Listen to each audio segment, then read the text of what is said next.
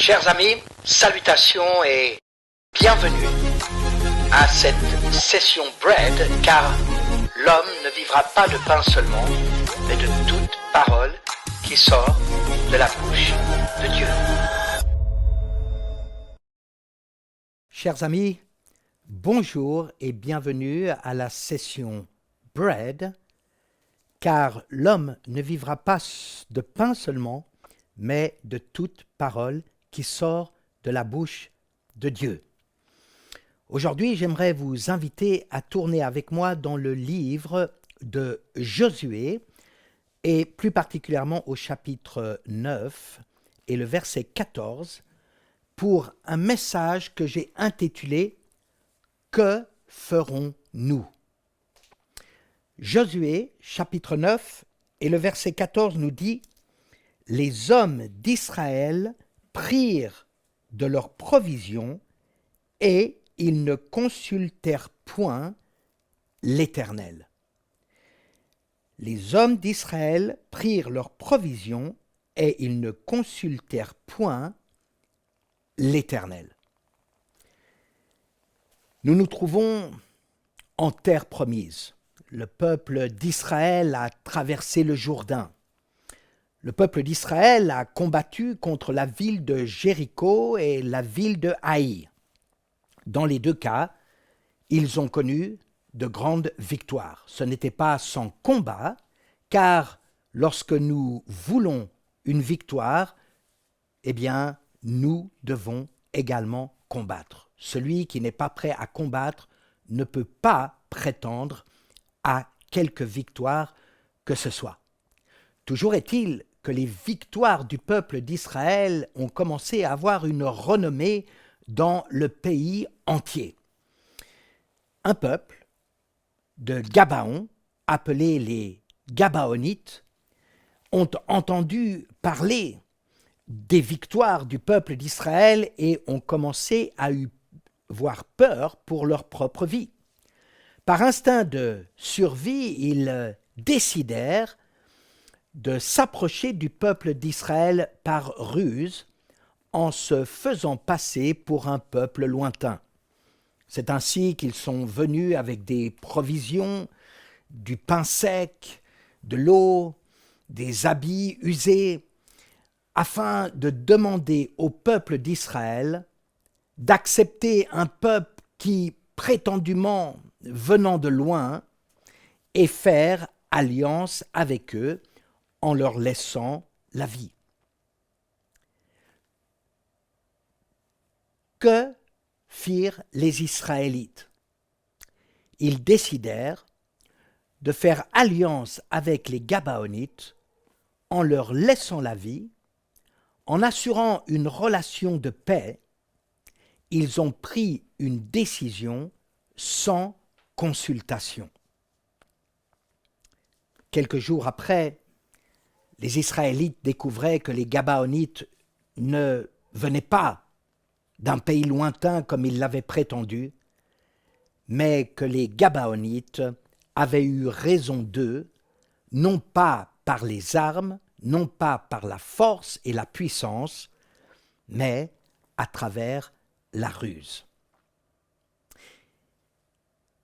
Nous payons un fort prix lorsque nous prenons des décisions sans consulter l'Éternel, sans consulter notre Dieu. Et souvent, le prix que nous payons est très élevé. Comment se fait-il que nous ne consultions pas suffisamment Dieu dans notre vie? C'est là probablement un signe de notre volonté d'indépendance. Peut-être est-ce là aussi un signe de notre arrogance, ou certainement de notre autosuffisance, comme si nous n'avions pas besoin de consulter avant de décider. Le monde des affaires nous enseigne une autre voie. Plus grandes sont les responsabilités, plus grandes sont les décisions à prendre, Et alors, plus nombreux sont les conseillers avec lesquels s'entourent les hommes d'affaires et particulièrement les hommes et les femmes qui sont à la tête d'entreprises et de grandes entreprises. Cette approche, leur approche, a permis de voir émerger un nouveau métier qu'aujourd'hui on appelle plus communément le consulting. Le consulting est mené par des hommes et des femmes qui ne prennent pas les décisions eux-mêmes, mais qui accompagnent, aident, conseillent les décideurs à prendre les bonnes décisions. En réalité, ce que le monde des affaires applique, la parole de Dieu nous l'enseigne. Et pour cela, j'aimerais vous inviter à tourner dans le livre de Proverbes, et plus particulièrement dans Proverbe 24 et le verset 6. Car tu feras la guerre avec prudence, et le salut est dans le grand nombre des conseillers. En début de message, nous avons vu comment nous ne pouvons pas nous attendre à des victoires sans combat. Dans notre vie, nous aurons des guerres à mener. Et dans ces guerres à mener, dans ces combats dans lesquels nous sommes engagés, nous allons être appelés à prendre des décisions. Car Dieu a fait de nous des agents responsables qui sont appelés à être des décideurs dans leur propre vie. Par rapport à ces combats, par rapport à des questions importantes, notamment le salut, la parole de Dieu nous invite, nous enseigne, nous instruit à nous entourer de conseillers, et non pas seulement de nous entourer de conseillers, mais de nous entourer d'un grand nombre de conseillers. Parce que Dieu veut que nous consultions avant que nous décidions. Il veut que nous apprenions à écouter l'avis des autres et la convergence de ces avis qui va nous aider à prendre les bonnes décisions dans notre vie. C'est en apprenant à écouter les autres que nous apprendrons également à avoir la bonne attitude pour écouter Dieu lui-même. Car le Seigneur ne nous donne pas seulement des conseillers, mais il se présente à nous dans notre vie comme un conseiller, comme le conseiller par exigence. Écoutez plutôt le prophète Ésaïe qui nous parle du Messie et qui le prophétise notamment dans Ésaïe chapitre 9 et le verset 5.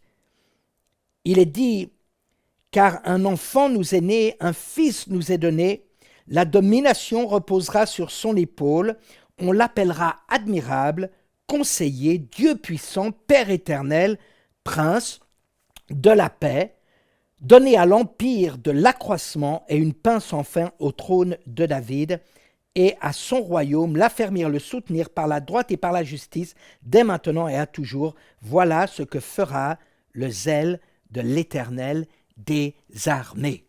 Ésaïe voit de loin et prophétise la venue du Messie comme un enfant qui nous est né, un fils qui nous est donné. Au temps de Jésus, je ne sais pas combien de personnes dans son entourage à Nazareth auraient parié sur cet enfant, sur ce fils. Mais certains ont vu en lui l'admirable, le Dieu puissant, le prince de la paix, le Père éternel et le conseiller dont ils avaient tant besoin, dont nous avons tant besoin.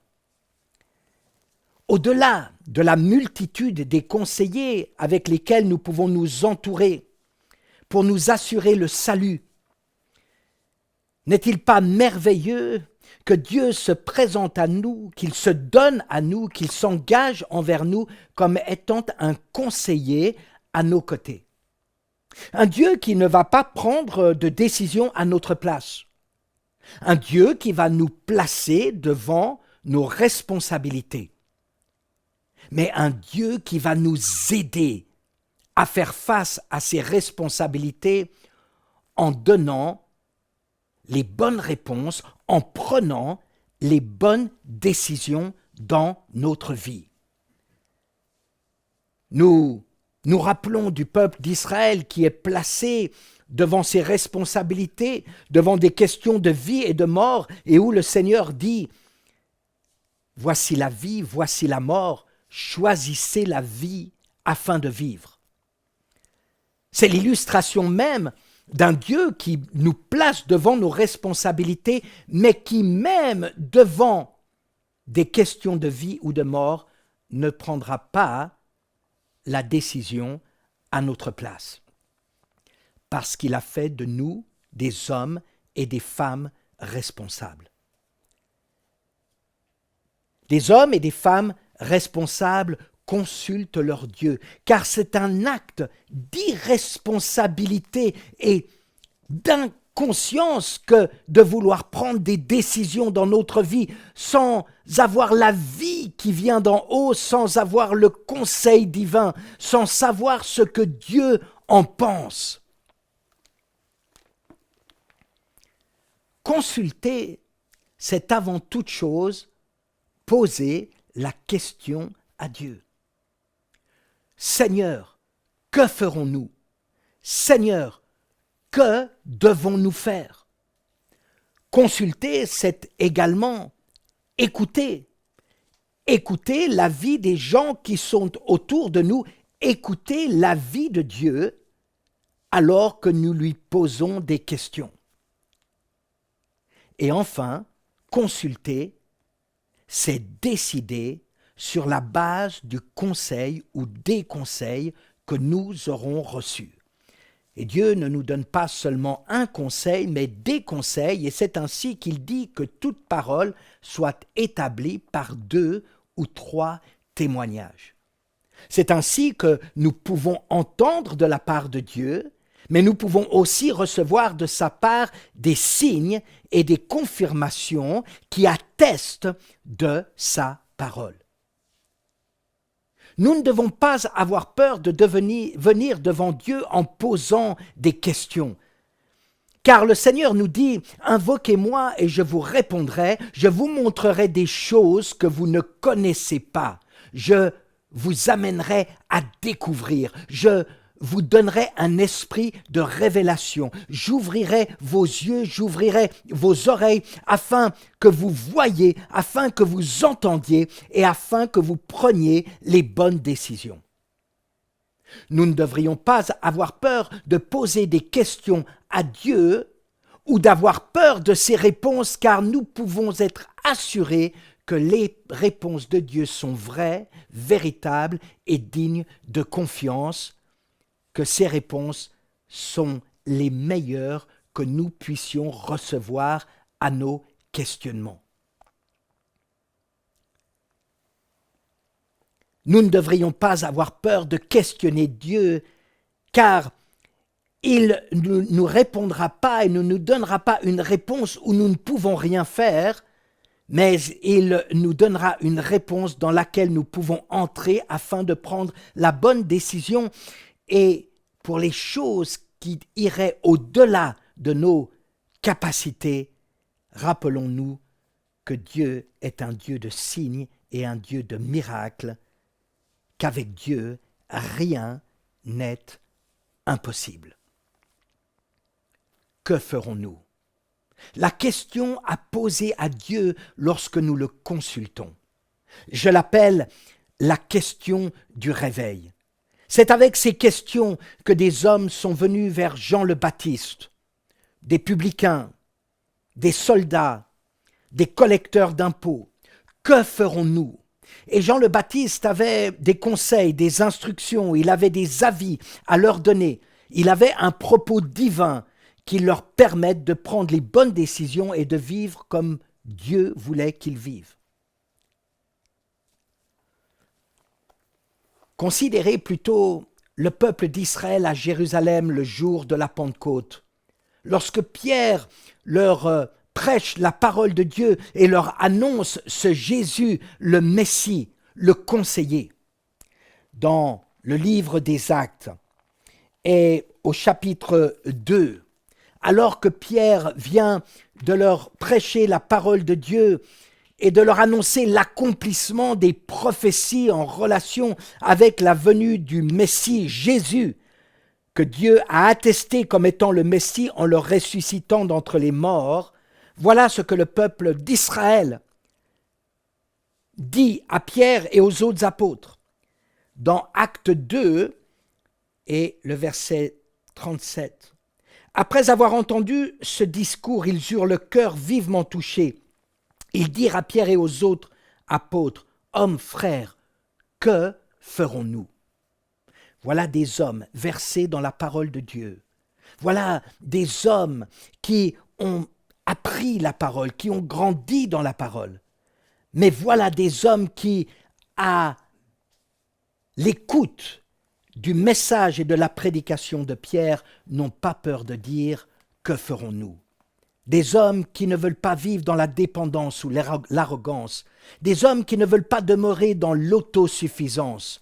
Des hommes qui veulent savoir ce qu'ils doivent faire dans cette question cruciale du salut. Je suis toujours effaré de voir des hommes et des femmes suivre des voies religieuses en étant convaincus que leur pensée est la pensée du salut, et pourtant des pensées qui sont si éloignées de la parole de Dieu. C'est dans un grand nombre de conseillers que se trouve le salut. Et c'est certainement dans le conseil de Dieu, dans cette consultation, que se trouve la bonne décision pour notre salut. Voilà ce que Pierre leur répond lorsque le peuple dit « Que ferons-nous, hommes frères ?» Pierre leur dit « Repentez-vous et que chacun de vous soit baptisé au nom de Jésus-Christ pour le pardon de vos péchés, et vous recevrez le don du Saint-Esprit, car la promesse est pour vous, pour vos enfants et pour tous ceux qui sont au loin, en aussi grand nombre que le Seigneur notre Dieu les appellera. » Quiconque que vous soyez, Dieu vous appelle aujourd'hui et la promesse est pour vous. À vous de consulter Dieu, à vous de consulter sa parole et à vous de répondre correctement pour embrasser le salut. Ce message, ce plan du salut n'a pas changé. Repentez-vous et soyez baptisés chacun d'entre vous dans le nom de Jésus-Christ pour le pardon de vos péchés et vous recevrez le don du Saint-Esprit. Surtout, ne vous arrêtez jamais de questionner Dieu. Dans la culture de la parole, dans la culture juive, lorsque nous posons une question, ce n'est pas seulement pour recevoir une réponse. Nous posons une question pour découvrir quelle sera la prochaine question. C'est ainsi que nous n'arrivons jamais à une finalité, mais que constamment nous progressons dans notre vie. Nous questionner afin de vivre, et pas seulement nous questionner nous-mêmes, pas seulement questionner les autres, mais apprendre à nous humilier pour questionner notre Créateur, pour questionner notre Rédempteur, pour questionner celui qui détient le salut dans notre vie et la victoire pour chacune de nos batailles. Ne prenez pas de décision dans votre vie, que ce soit pour des choses essentielles ou pour des choses qui nous semblent insignifiantes, sans d'abord entrer dans une consultation avec le Seigneur. Lui nous donne cette manne qui nous vient du ciel, cette parole, ce pain de la vie. manne veut dire qu'est-ce que c'est?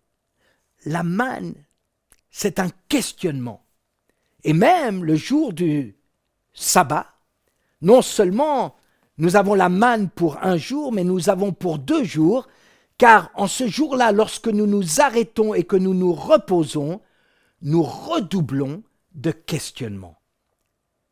Oui, la manne qui vient d'en haut est pour ceux qui ne cessent jamais de se questionner, de questionner les autres et surtout de questionner leur Dieu en la personne de Jésus-Christ.